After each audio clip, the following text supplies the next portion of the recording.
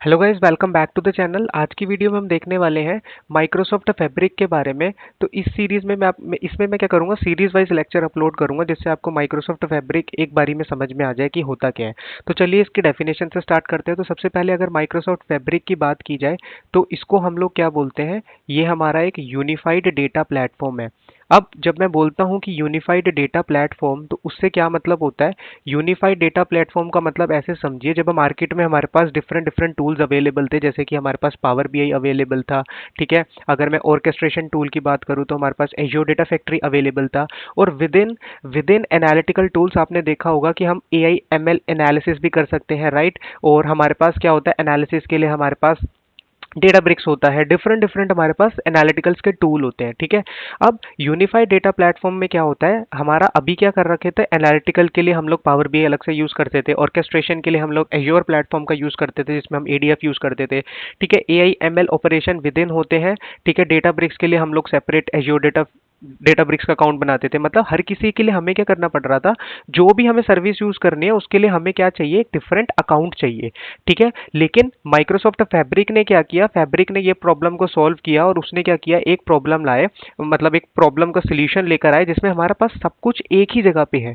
ठीक है, all at one platform.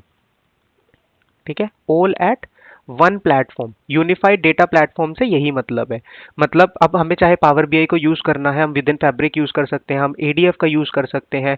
ठीक है, हम लोग एज्योर स्नैप्स का यूज कर सकते हैं। मतलब जितने भी टूल्स आप सोच सकते हैं वो सब कुछ यहाँ पे इसका एक ही प्लेस के ऊपर आपको मिलेंगे। मतलब एक ऐसा मार्केट प्लेस है जहाँ पे आपको सब कुछ मिलेगा।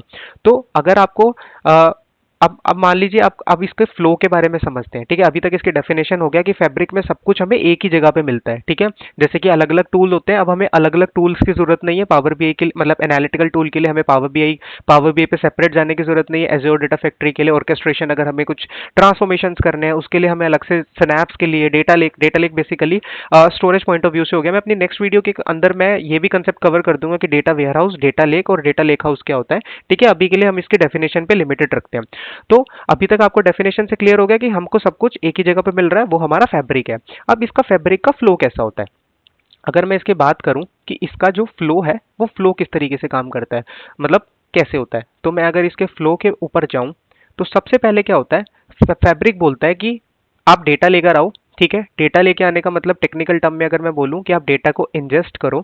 अब जब भी हम लोग इसमें डेटा इंजेस्ट करते हैं, बेसिकली हम क्या करते हैं, इसको डेटा को सेव करते हैं, जो कि हमारा होता है वन लेक। ठीक है, अभी मैं ये वन लेक का कंसेप्ट भी आपको बताऊंगा कि वन लेक क्या होता है। तो अभी अभी के लिए आप हायरार्की में इतना समझिए कि फैब्रिक के अंदर है कि ब्रिंग डेटा, हम लोग डेटा लेकर आए, मतलब हमने डेटा को इंजेस्ट किया। ठीक है, उसके बाद हमने डेटा को क्लीन किया, दैट मीन्स हम लोग क्या कर रहे हैं, ट्रांसफॉर्मेशंस कर रहे हैं। ठीक है, एज पर रिक्वायरमेंट हम लोगों ने ट्रांसफॉर्मेशंस करी। ठीक है, ट्रांसफॉर्मेशंस करने के बाद हमने उस डेटा को सेव किया। ठीक है, सेव करने के बाद हमने उसको एनालाइज किया। एनालाइज मतलब अब आप कुछ भी कर सकते हैं, अगर आप डेटा बैकग्राउंड से आते हैं, अगर आपको सपोज कुछ पाइस्पार्क कोड लिखने हैं तो वो लिख सकते हैं, सीक्वल बैकग्राउंड से आते हैं तो सीक्वल कोड्स लिख सकते हैं। Then after all the analysis और बाकी सब कुछ करने के बाद ऊपर का, उसके बाद हम लोग क्या कर सकते हैं, रिपोर्ट बना सकते हैं। तो ये हमारा फ्लो रहता है। ठीक है, अब अगर मैं इसके बात करूं तो इंजेस्ट के लिए क्या करते हैं, आप डेटा को वन लेक में स्टोर करते हैं, देन आप वन लेक का यूज करते हैं। उसके बाद जो भी रिक्वायर्ड टूल है, या तो आप पावर क्वेरी का यूज कर सकते हैं या फिर आप कोई ऑर्केस्ट्रेशन टूल का यूज कर सकते हैं ट्रांसफॉर्मेशन के लिए। देन आप उसको सेव करते हैं, सेव करने के बाद आप उसमें सीक्वल एंड पॉइंट का यूज करके एनालिसिस एनालिसिस करते हैं। मैं आपको ये जो भी टर्म्स लिख रहा हूँ, अगर आपको नहीं समझ में आ रही है तो मैं आपको एक एक पॉइंट, एक एक चीज मैं आपको क्लियर करूंगा। उसके बाद एनालिसिस के लिए हम लोग पावर बीआई का यूज कर सकते हैं, राइट।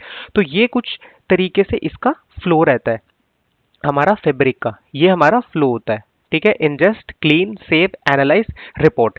तो आई होप आपको ये इंट्रोडक्टरी पार्ट समझ में आया होगा फैब्रिक का, कि फैब्रिक होता क्या है और इसका फ्लो किस तरीके से होता है। तो चलिए मिलते हैं आपसे नेक्स्ट वीडियो में।